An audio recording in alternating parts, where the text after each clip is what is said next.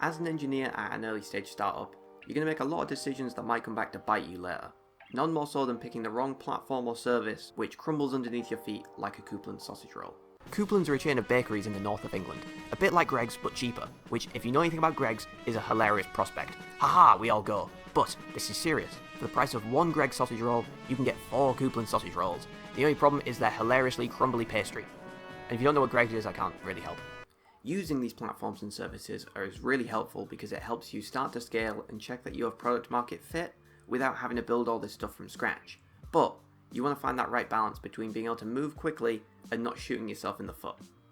So you're probably already using some hosting provider of some description, something like Vercel, and you can switch to Netlify reasonably easy, some sort of hosted database, maybe super based on Neon, an auth provider like Auth0. These are all sort of known problems of how you'd move between the two. They're not super easy, but they're nothing to get too panicked over. They're very doable, and there's a lot of alternatives. And then you've got what I'm referring to as the bad word line, which is where things start to go wrong because they have wider implications. So things like Google Cloud to AWS or any change in cloud service provider, that can be a bit of a nightmare because it's very expensive. They have huge migration fees, which is why they, I guess, give you such high credits to lock you in. So picking the wrong one early on can be a bit of a problem. Then you've got the App Store or the Play Store or anywhere where if you're doing like an app or game, I guess, where you'd be hosting that.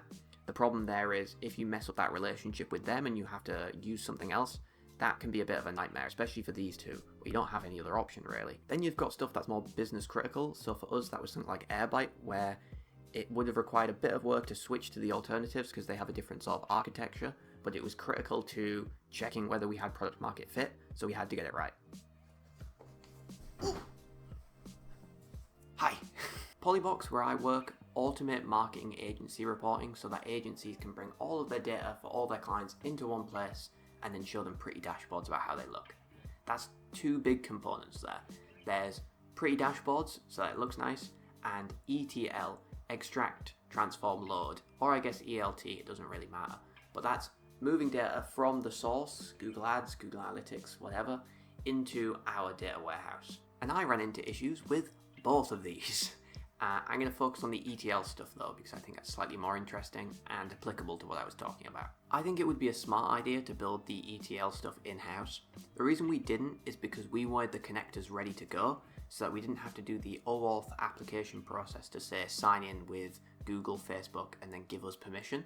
We wanted it just available for all of these sources, and to be able to not have to build each connector custom, because that way we could just use any connector that a potential customer might have, and we were able to see where we really fit in the market without having to build all these custom connectors. So for that reason, we thought it would be a smart idea to use a service rather than build it ourselves, which left us with a couple of options. There are a lot of ETL platform services out there. The big 2 that I saw were Airbyte and Fivetran. Fivetran had been around for a long time. It had a lot of docs, a lot of feedback, a lot of good reviews, but everything I ever read said it was far too expensive. It just said you should build it yourself or use a different option. And looking at their pricing calculator, that kind of made sense. It did seem very expensive. So the other option I looked at was Airbyte. It was an open source alternative, so you could self-host it or use their newly released cloud version. Not that new, but somewhat new.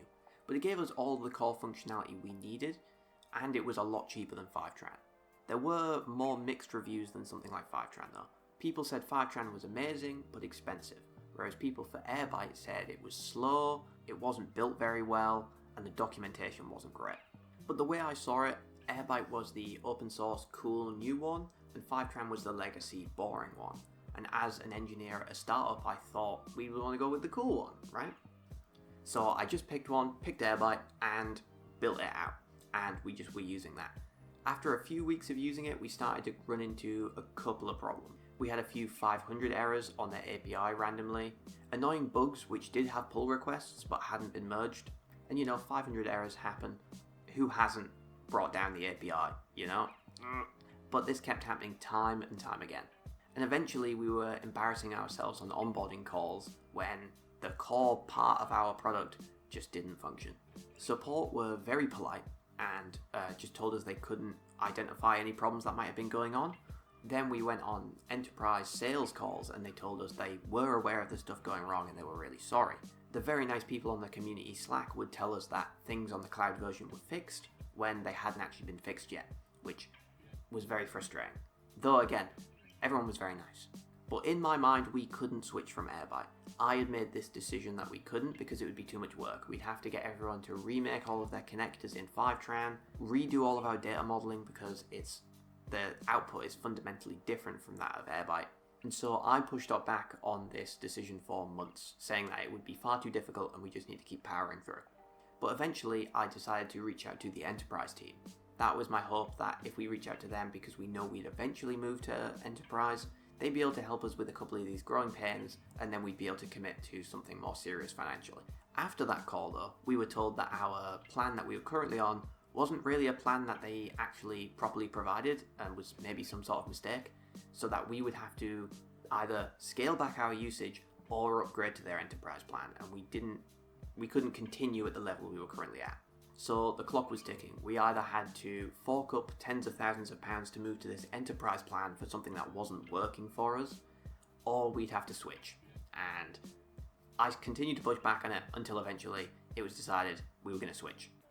So in the end, as a technical team, we had to spend about 2 weeks rebuilding this part of the product, and then ask all of our paying customers to remake their connections in Fivetran. Not really that big of a deal, right? And it is expensive. It's very expensive, painfully expensive, but it works when the other one didn't, because we were actually able to grow with a more reliable solution to our problem. We started to close deals. And the moral of the story there isn't that we made a mistake with Airbyte. It's that I didn't get my priorities right. Because if I'd run a proper pilot to see which one was best out of the two and really evaluated what we needed, Fivetran was more what we needed than Airbyte. People on Reddit had very reasonable reasons why they weren't to pick one or the other or neither and build it themselves. And this is not me knocking the people on Reddit. They do that enough themselves. It was just more, I didn't take the time to think about what we really needed. So what are the solutions, right? You should be able to see these problems a mile off. It's not like I wouldn't have if I spent the time to do so. So start by using the tools you're familiar with if you have the option. They're probably not going to fail you. And if you're in an area you don't know, run a pilot. Run an actual pilot. Don't start running a pilot and then be pressured by time and now that's the product. Actually try out each solution to decide which one is best for you, and treat it like a proof of concept which can be thrown away. Then rank them based on your priorities. The thing I did was I thought there was a best solution and a not good solution, and I wanted the best solution. But really it's the best solution for you. So you need to think about what your priorities are, what you're trying to get from each platform, and then pick based on that, not on what people think is the best solution. Technology that might present a risk to somebody else may not present a risk to you, and vice versa. And lastly, you might follow all these and then something happens and it doesn't work out, and you've got to be prepared to throw that in the bin and get started again. As a small team, you can move super quick and rebuild stuff if you need to. Don't push back on it. If you think you've made a mistake, you've got to notice it as early as you can. Hopefully this was helpful and it wasn't just me ranting about mistakes that I've made, although I've made many. That's good tea. I just wanted to give an overview of a problem that I've run into, and then something more anecdotal which will hopefully help you understand why it's important and why I guess I care about it. Hopefully it's helpful.